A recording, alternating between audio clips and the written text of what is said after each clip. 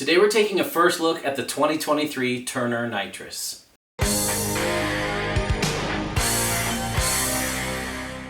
I've had almost 100 different hardtails come through my workshop through this channel, and it takes a lot to excite me these days, and I'm really excited for this Turner Nitrous.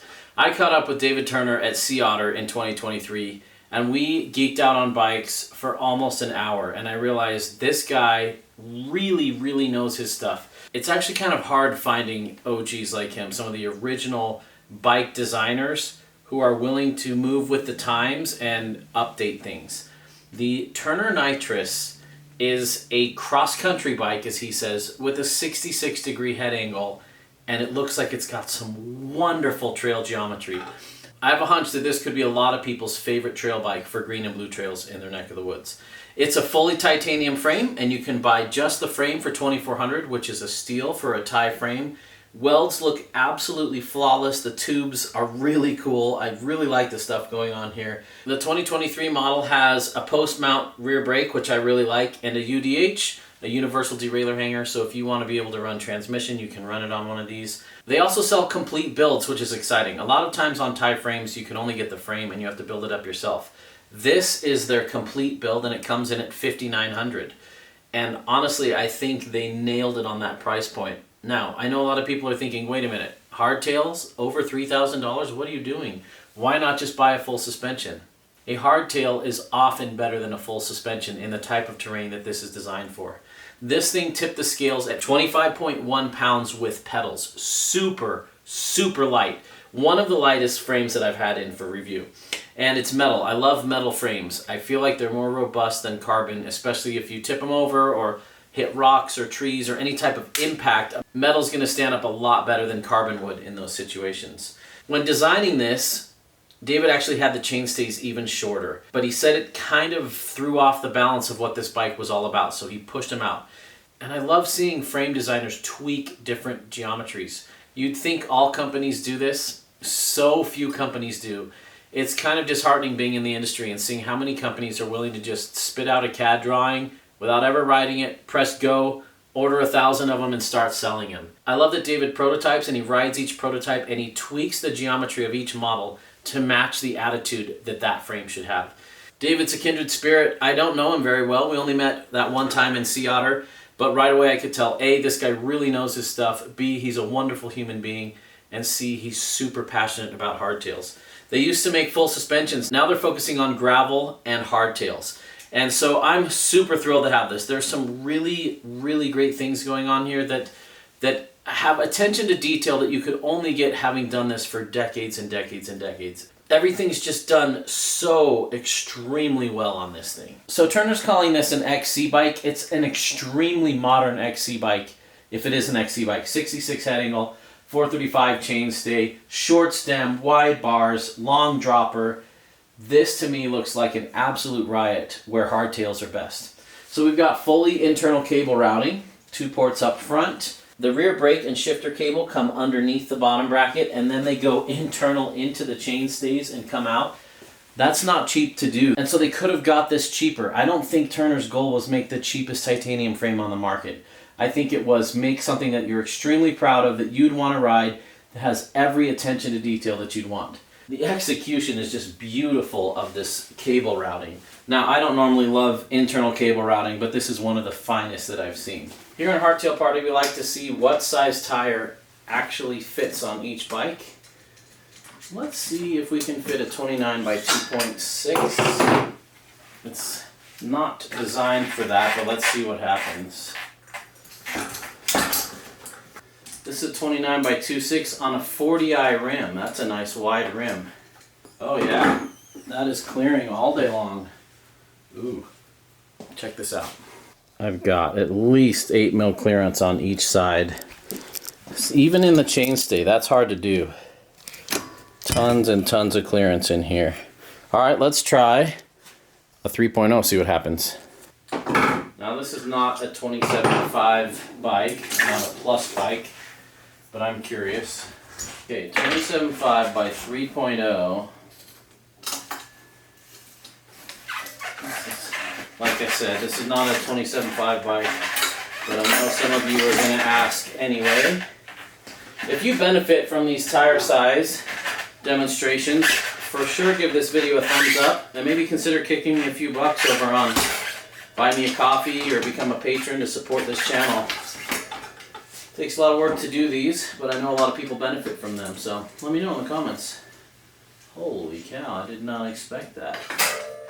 It's not rubbing, but let's take a look. I'd say we got 5 mil clearance on each side. Oh no, that one's too close. That one is rubbing. So I'd say 2.8 probably. 2.6 for sure. Alright, here's a 29 by 3.0. Really don't expect this to fit, but let's see. Sometimes because of the shape of the stays, especially when it's designed as a 29er, you can sometimes fit a 29 by 3.0 in places you can't fit a 27.5 by 3.0. My Maniac's that way. It'll fit 29 by 3.0, but not 27.5 by 3.0. Ah, that's a fat no. It won't even go. So, 29 by 2.6, I'm going to give it a thumbs up. That's impressive. That's even better than I expected. Now we're going to throw it on the geometer to see what the actual geometry measurements look like. Rear center is 428. Actual chainstay 436. Front center 738. Wheelbase 1170. Ooh, that's a nice little bit tucked in wheelbase, which I'm gonna like for twisting around flowy stuff, which is where I hope to be able to ride this bike. Reach comes in at 438. Head tube angle 66.0, spot on. Effective seat tube angle 75 degrees. Stack measures at 622. Alright, so not a super slammed XC bike. I like that. And we got lots of spacers here. I'm so glad he does that on his complete bikes. And I'm measuring a 60 mil bottom bracket drop. So these numbers are exactly or within like 1 or 2%, which is my margin of error when measuring these to the geo chart. Well done, Turner. Hardtail mountain bikes have been around forever. They were the original mountain bikes. You'd think we'd have them totally figured out and totally dialed now, but it still surprises me how many companies seem to miss a couple things when building their bikes and designing the frame. I can't see a single thing that Turner has missed here. And it just goes to show the difference between a wonderful designer that's been doing this their whole life and someone who's like, I think I'll start up a bike company, start manufacturing frames in Asia based on my numbers, and away we go. I'm really excited by what I'm seeing on here. And this is a stunning build. Let's talk about the frame a little bit more. Internal routing, and then it pops out here and back into the seat tube for the dropper, nice and low. We've also got water bottle posts on the dropper, on the inside of the down tube, and a 3-pack underneath if you want to go bike packing. We've also got a 2-pack up here that you could bolt on a gas tank or some sort of tool mount or accessory or something. Beautiful brushed frame with bead blasted logos. Oh, just looks so sharp. And the parts spec on this is fantastic. We've got carbon Praxis Girdner cranks, T47 threaded bottom bracket. I love seeing those. We got a post mount disc brake in the back and a UDH like I mentioned. Internal routing on the chainstays. There's probably only 3% of the bikes that I see that go back to internal on the chainstays. They're internal through here, then external back there. This is just a really, really sleek execution.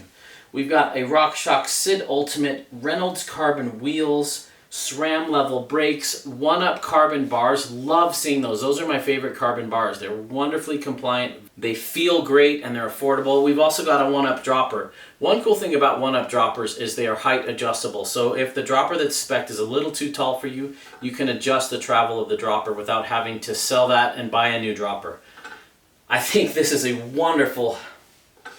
And we've got SRAM X01, which is incredible shifting. 1-up dropper lever, Turner ODI grips. There's absolutely nothing that I would change on this bike for how it's designed to be used. Maybe tires, depending on where you live. It's got Maxxis Ardent Race front and rear.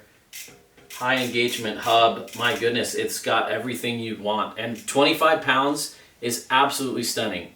I know $5,900 is a lot of money for some people on this channel, but unless you've been pricing out bling tie hardtail builds into 25 pounds with 29ers, droppers, modern fork, It's really tough to hit this price point for what you got here, and I really applaud Turner. Excellent, sensible choice of parts by someone who knows what he's doing. I know it sounds like I'm gushing, I'm a fanboy. Maybe I am a little bit of a fanboy. But even if I didn't know this was a Turner, I'd be thrilled with what's on it because it's just so well done. There are very few hardtails in this sweet spot where this is geo-wise. There's tons of super slack hardtails, 61 to 64 degree head angles, and there's tons of old school XC hardtails, like 71 to 69 head angles.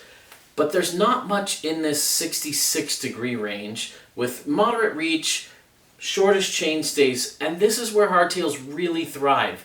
For a lot of people, the trails closest to their home aren't enduro trails, and riding a 150, 160, 170 full suspension bike is just boring on greens and blues. It's way too much bike and it loses the excitement that made us love riding in the first place.